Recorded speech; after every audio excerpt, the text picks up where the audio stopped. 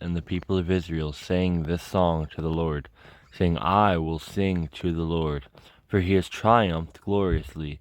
The horse and his rider he has thrown into the sea. The Lord is my strength and my song, and he has become my salvation. This is my God, and I will praise him, my Father's God, and I will exalt him. The Lord is a man of war, the Lord is his name. Pharaoh's chariots and his hosts he cast into the sea, and his chosen officers were sunk in the Red Sea. The floods covered them. They went down into the depths like a stone. Your right hand, O Lord, glorious in power. Your right hand, O Lord, shatters the enemy. In the greatness of your majesty, you overthrow your adversaries. You send out your fury. It consumes them like stubble. At the blast of your nostrils, the water piled up. The floods stood up in a heap. The deeps congealed in the heart of the sea. The enemy said, I will pursue, and I will overtake. I will divide the spoil. My desire shall have its fill of them. I will draw my sword, and my hand shall destroy them. You blew with your wind, and the sea covered them. They sank like lead in the mighty waters. Who is like you, O Lord, among the gods? Who is like you, majestic in holiness, awesome in glorious deeds, doing wonders?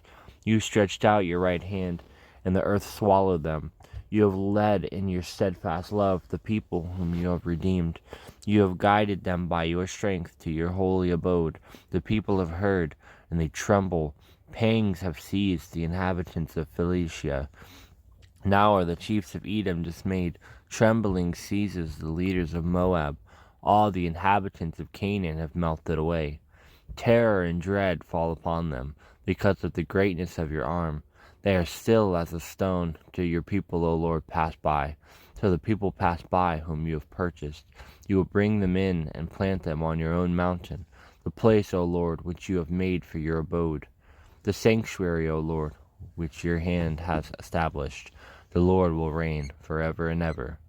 For when the horses of Pharaoh with his chariots and his horsemen went into the sea, the Lord brought back the waters of the sea upon them. But the people of Israel walked on dry ground in the midst of the sea. Then Miriam the prophetess, the sister of Aaron, took a tambourine in her hand, and all the women went out after her with tambourines and dancing. And Miriam sang to them, Sing to the Lord, for he has triumphed gloriously. The horse and his rider he has thrown into the sea. Then Moses made Israel set out from the Red Sea, and they went into the wilderness of Shur. They went 3 days in the wilderness, and found no water. When they came to Marah, they could not drink the water of Marah, because it was bitter. Therefore it was named Marah. And the people grumbled against Moses, saying, What shall we drink? And he cried to the Lord, and the Lord showed him a log, and he threw it into the water, and the water became sweet. There the Lord made for them a statute and a rule, and there he tested them, saying, If you will diligently listen to the voice of the Lord your God, and do that which is right in his eyes, and give ear to his commandments, and keep all his statutes, I will put none of the disease on you that I put on the Egyptians, for I am the Lord your healer. Then they came to Elam, which there were 12 springs of water, and 70 palm trees, and they encamped there by the water. Words of King Lemuel, an oracle that his mother taught him. What are you doing, my son? What are you doing, son of my womb? What are you doing, son of my vows? Do not give your strength to women, your ways to those who destroy kings. It is not for kings, O Lemuel. It is not for kings to drink wine, or for rulers to take strong drink, lest they drink and forget what has been decreed, and pervert the rights of all the afflicted. Give strong drink to the one who is perishing, and wine to those in bitter distress. Let them drink and forget their poverty, and remember their misery no more. Open your mouth for the mute, for the rights of all who are destitute. Open your mouth, judge righteously, and defend the rights of the poor and the needy. An excellent wife who can find? She is far more precious than jewels. The heart of her husband trusts in her, and he will have no lack of gain. She does him good and not harm all the days of her life. She seeks wool and flax and works with willing hands. She is like the ships of a merchant and brings her food from afar. She rises while it is yet night and provides food for her household and portions for her maidens. She considers a field and buys it. With the fruit of her hands she plants a vineyard. She dresses herself with strength and makes her arms strong. She perceives that her merchandise is profitable. Her lamp does not go out at night. She puts her hands to the distaff, and her hands hold the spindle. She opens her hands to the poor, and reaches out her hands to the needy. She is not afraid of snow for her household, for all her household are clothed in scarlet. She makes bed coverings for herself. Her clothing is fine linen and purple. Her husband is known in the gates when he sits among the elders of the land. She makes linen garments and sells them. She delivers sashes to the merchants. Strength and dignity are her clothing, and she laughs at the time to come. She opens her mouth with wisdom, and the teaching of kindness is on her tongue. She looks well to the ways of her household, and does not eat the bread of idleness. Her children rise up and call her blessed, her husband also, and he praises her. Many women have done excellently, but you surpass them all.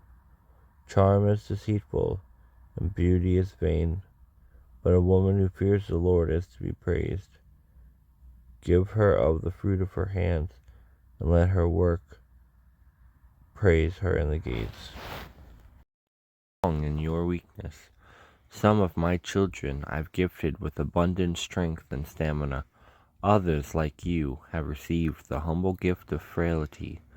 Your fragility is not a punishment, nor does it indicate a lack of strength, lack of faith. On the contrary, weak ones like you must live by faith, depending on me to get you through the day. I am developing your abilities to trust me, to lean on me, rather than on your understanding.